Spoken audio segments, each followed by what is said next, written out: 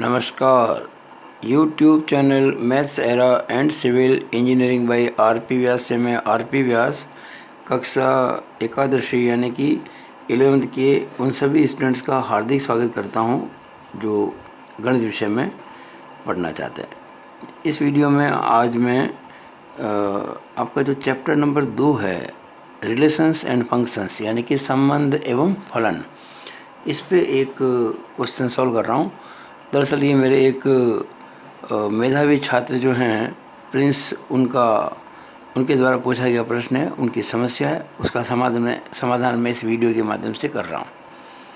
अच्छा प्रश्न है, देखिएगा। ये क्वेश्चन नंबर 9 है, प्रश्नावली 2.2 का। क्वेश्चन क्या है देखिए, मैंने पूरा लिखा हुआ है। मान लीजिए आर का मतलब एक संबंध, रिलेशन। मान लीजिए आर जेड पर यानी कि पूर्णांकों के समुच्चय पर, जेड होता है सेट ऑफ इंटीजर्स। इंटीजर्स क्या होते हैं? देखिए 0, 1, 2, 3, 4, 5, 6, 7, 8 तो होते ही हैं। -1, -2, -3, -4, -5 एंड सो ऑन, यानी कि माइनस इन्फिनिटी से लेके प्लस इन्फिनिटी तक सारे जो आते हैं ना, वो होते हैं इंटीजर्स। 1, 2, 3, 4, -1, -2, -3, -4 और 0 इसमें शामिल है। तो ये सारे जो संख्या होती है, इनका जो सेट बनता है उसको अपन जेड कहते हैं। तो आर यानी कि संबंध जेड पर है, मतलब जेड पर एक रिलेशन आर है। अच्छा, वो किससे हुआ परिभाषित, किससे डिफाइंड हुआ है, किस प्रकार का संबंध है?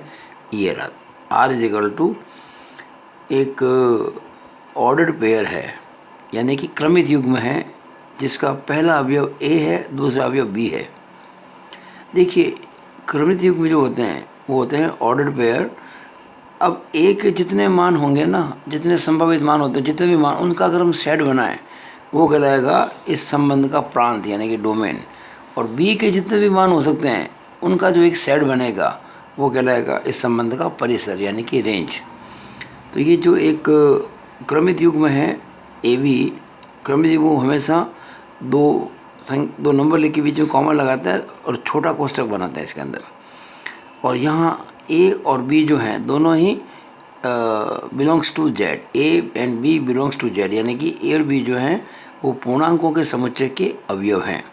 साथ में एक और बात भी कह दी है कि ए माइनस बी एक पूर्णांक है, यानी आप जो भी देखिए ए और बी तो पूर्णांक हैं ही, और ए माइनस बी भी पूर्णांक, ऐसा कहा गया है। तो ये जो एक आपको दिया है, इसकी परिभाषित किया गया है संबंध को इस प्रकार से।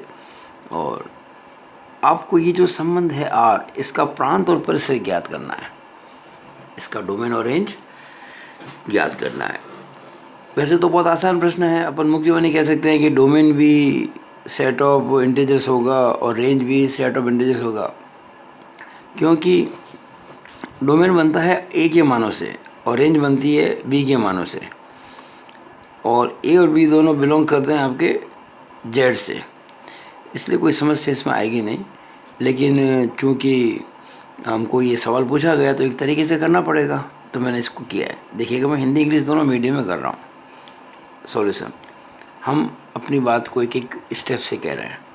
पहला, आर जेड पर एक संबंध है, R is a relation on Z, दे रखा है।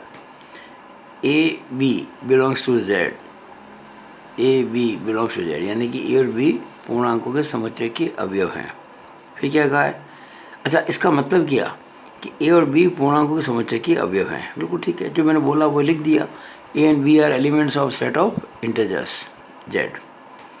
उसके बाद ए माइनस बी एक पूर्णांक है, यानी कि a minus b is an integer. ये भी आपको कहा गया है प्रश्न में, हम नहीं कह रहे हैं, प्रश्न कह रहा है। आपसे पूछा गया कि संबंध आर जो है उसका प्रांत क्या है और परिसर क्या है, what is domain and range of R. अब मैं आपको बता दूं कि जो प्रांत होता है वो ए के समस्त संभावित मानों का समुच्चय होता है, यानी है ना ये ऑर्डर्ड पेयर, जिसका पहला अंक ए है, बाद का अंक बी है। तो ए के जो वैल्यूज हो सकती है संभावित जितनी भी, उनका एक सेट बनाया जाए, वो उसका प्रांत होगा। ये बात में लिखी है, प्रांत बराबर ए के समस्त संभावित मानों का समुच्चय। इंग्लिश में कहूँ तो डोमेन बराबर set of all possible values of a. इसी तरह से अगर परिसर की बात करें तो बी के समस्त संभावित मानों का समुच्चय। रेंज का मतलब set of all possible values of B. अब हमने क्या किया, देखिए आपको प्रश्न में क्या रखा है कि a माइनस बी एक पूर्णांक है, a माइनस बी एक पूर्णांक है। तो देखिएगा मैंने a माइनस बी को k मान लिया, let a minus B equal to k, और k कोई पूर्णांक है ऐसा आपको कहा गया है, हम नहीं कह रहे हैं, कहा गया कि पूर्णांक, उस पूर्णांक को मैंने k मान लिया, एनी इंटीजर। अब देखिएगा अगर a माइनस बी k है तो a क्या हो जाएगा, b प्लस k, उधर लेके b को, या अगर मान लीजिए मैं b निकालना चाहूँ तो क्या हो जाएगा, a माइनस k। अगर b निकालूँ तो ये k इधर आ जाएगा ना, या इसको b को उधर ले जाओ, माइनस को k के इधर लेके आ जाओ, तो a तो हुआ b प्लस k और b हुआ a माइनस k। अब देखिए मैंने इसकी और इसके दोनों की व्याख्या की है, I explain both of this.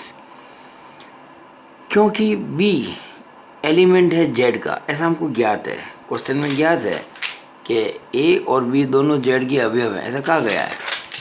b element है z का, इसका मतलब b कोई पूर्णांक है, तथा k भी पूर्णांक है, ये हमें ज्ञात है। देखिए हमने a माइनस बी को k माना है और a माइनस बी पूर्णांक है ऐसा सवाल में कहा हुआ है, ठीक है ना। तो ये हम जो कह रहे थे यहाँ पे कि b belongs to z, b कोई पूर्णांक है और k भी पूर्णांक है, ये हमें ज्ञात है। इसका मतलब b प्लस k भी कोई पूर्णांक ही होगा।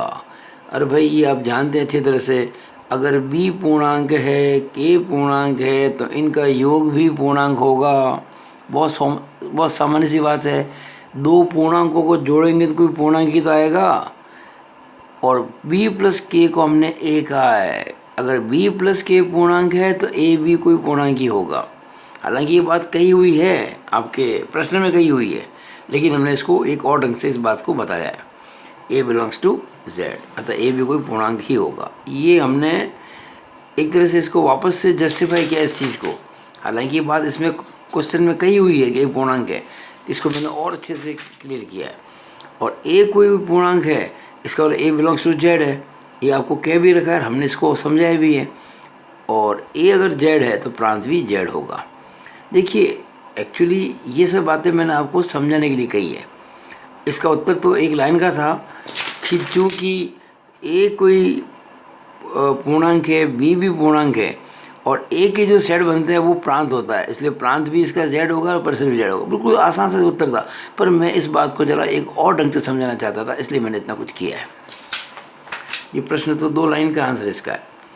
इसी तरह से देख, इसी प्रकार से a बिलोंग्स टू z है, k तो z है ही है, हम पहले ही मान चुके हैं। तो अगर a पूर्णांक है, k पूर्णांक है तो b भी पूर्णांक ही होगा, और b अगर पूर्णांक है तो b बिलोंग्स टू z होगा, यानी उसका परिसर जो होगा वो z होगा। इसका मतलब प्रांत भी z और परिसर भी z, डोमेन भी z और रेंज भी z। इसका मतलब डोमेन एंड रेंज दोनों ही होंगे z। किसके, ये जो आपको संबंध दे रखा है r, उसके। ठीक है, तो आपको मेरा ये वीडियो कैसा लगा? अगर अच्छा लगा हो इसको लाइक करें, शेयर करें, और मेरे इस YouTube चैनल को अगर आपने अब तक सब्सक्राइब नहीं किया, सब्सक्राइब ज़रूर करें। Okay, it is all over about this video. Thank you.